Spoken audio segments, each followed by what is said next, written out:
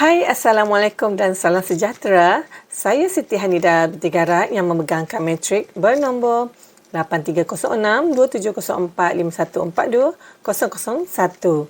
Saya merupakan pelajar ijazah sarjana muda pendidikan awal kanak-kanak dengan kepujian yang berpusat di OUM Negeri Sembilan.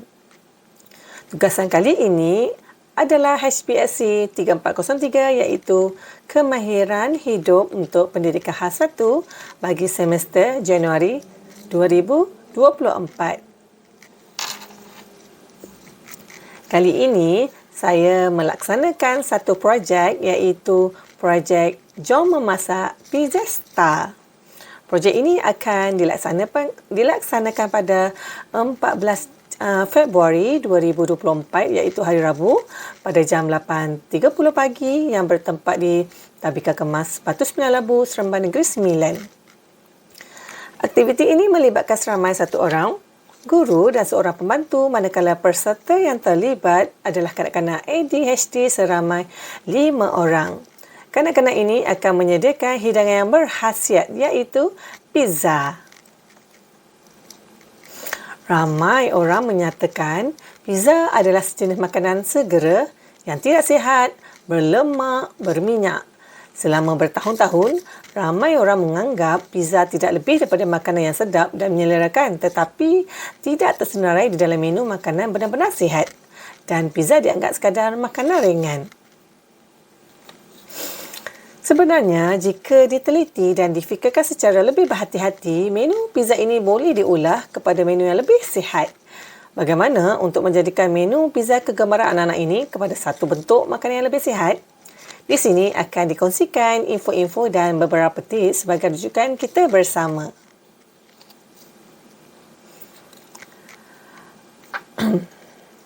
Salah satu cara lazat untuk melakukannya adalah melalui pizza. Kepingan pizza yang rata mengandungi 12 gram protein merupakan kaedah terbaik untuk mendapatkan protein yang diperlukan sambil dapat menikmati rasa makanan yang sedap. Sayuran dan buah-buahan segar adalah salah satu topping ataupun hiasan yang paling sihat. Dari kecil kita sering dinasihatkan untuk makan sayur. Ibu dan ayah selalu menyatakan makan sayur adalah makanan sihat. Oleh itu, menyedari akan kepentingan dan kebaikan khasiat sayur berdaun ini ataupun sayuran ataupun buah-buahan yang boleh dijadikan sebagai topping untuk pizza. Apabila pizza digabungkan dengan sayur-sayuran seperti ini, bukankah ia sudah menukar pola pemahaman orang ramai tentang pizza itu sendiri?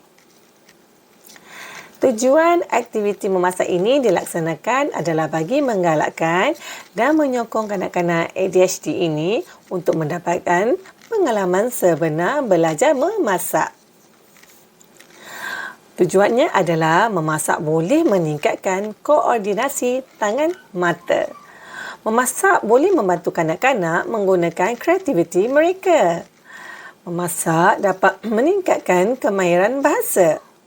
Memasak juga boleh menjadikan aktiviti sensori yang hebat. Ini membantu mereka meningkatkan kemahiran kognitif, fizikal dan sosial emosi mereka. Ia juga memberi sumbangan dan dana kepada sekolah dan juga keluarga. Memasak harus dianggap sebagai seni sama seperti aktiviti lain yang memerlukan kemahiran dan kepakaran.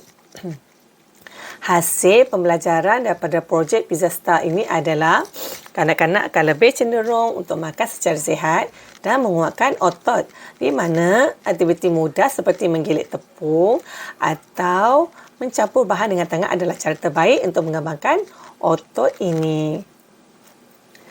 Kanak-kanak dapat membangunkan kemahiran hidup daripada mendengar bunyi pengada dan pengisah atau perasaan memasak dough dalam ketua kepada kemanisan hiasan buah-buahan atau sayur-sayuran yang digunakan untuk aktiviti menghias pizza.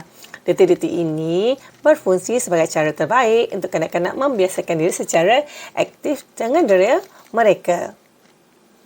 Kanak-kanak juga dapat meluaskan pemahaman mereka tentang matematik. Semasa kanak-kanak belajar masak, mereka juga akan secara aktif mempelajari fakta saintifik seperti sebab dan akibat. Contoh yang bagus dalam amalan hanya memasak dan membakar pizza.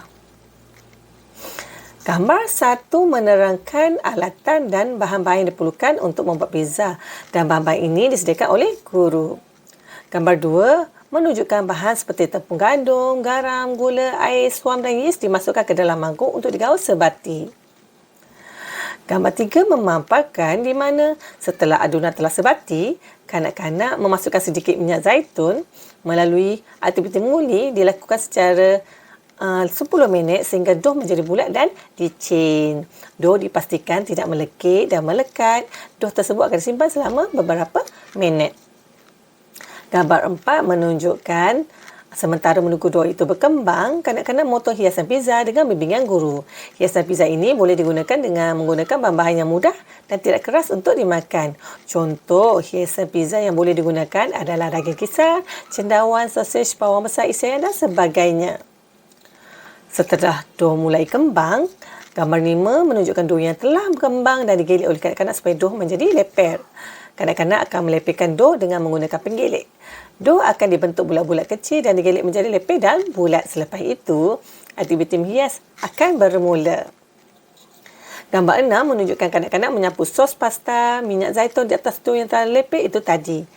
Aktiviti ini akan menjadi kemuncak kreativiti kanak-kanak di mana mereka akan menggunakan kreativiti mereka untuk menghias. Gambar 7 menunjukkan menghias pizza adalah aktiviti yang paling menyeronokkan. Kanak-kanak akan menghias pizza mereka dengan bahan-bahan yang mereka gemari. Selepas selesai aktiviti menghias, pizza tersebut akan dibakar di dalam ketua dan akan dipantau oleh guru. Gambar 8 menunjukkan pizza telah siap dan akan dijual oleh kanak-kanak kepada pelanggan mereka iaitu ibu bapa dan masyarakat setempat. Kanak-kanak juga akan menikmati dan menjamu selera dengan pizza yang telah dihasilkan oleh mereka. Matlamat projek memasak. Merancang projek jualan. Projek ini memerlukan kerjasama. Sebelum memulakan projek, merancang dan memilih menu adalah perkara utama yang dibincangkan bersama-sama di dalam kumpulan. Setelah berbincang dan mendapat kata sepakat, menu pizza telah dipersetujui memandangkan kaedah penyediaan dan bahan yang diperlukan adalah mudah dan senang diperolehi. Menyediakan dan memastikan kawasan memasak dan tempat jualan adalah sesuai. Jualan akan diadakan di hadapan kelas di mana terdapat ruang yang luas untuk orang ramai melalui kawasan tersebut. Senarai bahan dan penggiraan kos perlu selari dan tidak merugikan. Dan akhir sekali, kaedah promosi yang digunakan bagi mempromosikan projek ini dengan menggunakan pelbagai media sosial seperti aplikasi TikTok, WhatsApp, Facebook, Twitter, Telegram dan sebagainya. Cabaran yang dijangkakan adalah sebagai guru perlu menangani bahagian paling sukar di mana kanak-kanak ini adalah mengalami gangguan kekurangan perhatian iaitu hyperaktif. Selalunya adalah cabaran sosial yang ditemukan.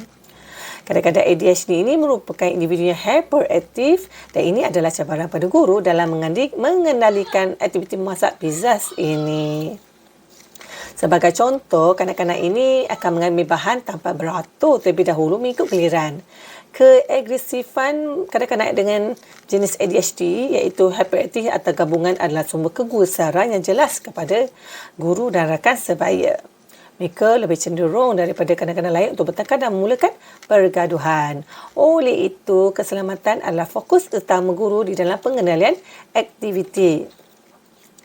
Kesimpulannya, pengurusan bengkel memasak kanak-kanak ADHD yang telah dilaksanakan ini di mana tajuk menu masakan adalah Pizza Star dapat menggalakkan kanak-kanak yang berkeperluan khas terutamanya kanak-kanak ADHD untuk membantu melakukan aktiviti memasak, boleh menggalakkan mereka menjadi lebih teratur dan menguruskan diri serta menggalakkan mereka membuat pilihan yang sihat. Oleh itu, ibu bapa yang berjuang untuk memenuhi dan menghadapi tuntutan penjagaan yang ditentukan oleh kanak-kanak dengan ADHD ini tidak perlu gusar kerana pelbagai aktiviti yang dijalankan di sekolah pendidikan khas bagi membantu kanak ini untuk menguruskan diri. Sekian sahaja daripada saya. Terima kasih kerana menonton. Bye.